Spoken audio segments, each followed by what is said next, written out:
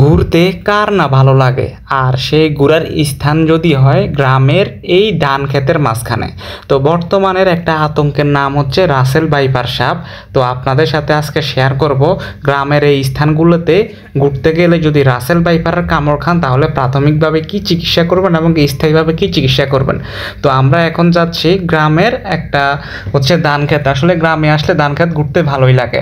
যদি কোনো রকমভাবে এই ধান ক্ষেতের মধ্য থেকে রাসেল ভাইপার আক্রমণ করে তাহলে সর্বপ্রথম আপনারা করবেন কি, উপজেলা স্বাস্থ্যকেন্দ্রে অথবা নিকটস্থ কোনো স্বাস্থ্য সেবা পাওয়া যায় এরকম কোনো কেন্দ্রে যাবেন এবং দ্রুত ভ্যাকসিন নেবেন। তবে যদি রাসেল ভাইপার শনাক্ত করতে পারে তাহলে জিনিসটা আরও ভালো হয়, কোন সাপ কামড় দিছে। আর রাসেল ভাইপার কামড় দিলে বর্তমানে অ্যান্টিডোট পাওয়া যায়। আর এই ধানের জমিগুলো দেখুন, এখানে কিন্তু অজস্র সাপ লুকিয়ে থাকে।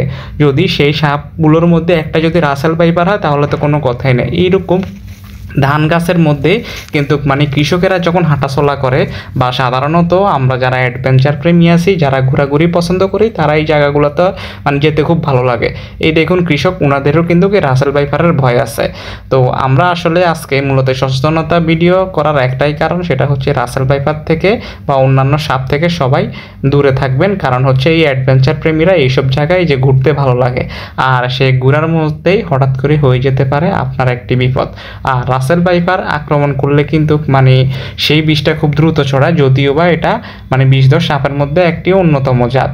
তো আপনাদের সাথে এই জিনিসগুলো শেয়ার করা। অ্যাডভেঞ্চার প্রেমীরা সবসময় সাবধান থাকবেন আর ঘোরাঘুরি করবেন, সুস্থ মতো করবেন যাতে সুস্থ মতো বাড়ি ফিরতে পারেন এইসব জায়গাগুলো থেকে। ভালো থাকবেন, আল্লাহ হাফেজ।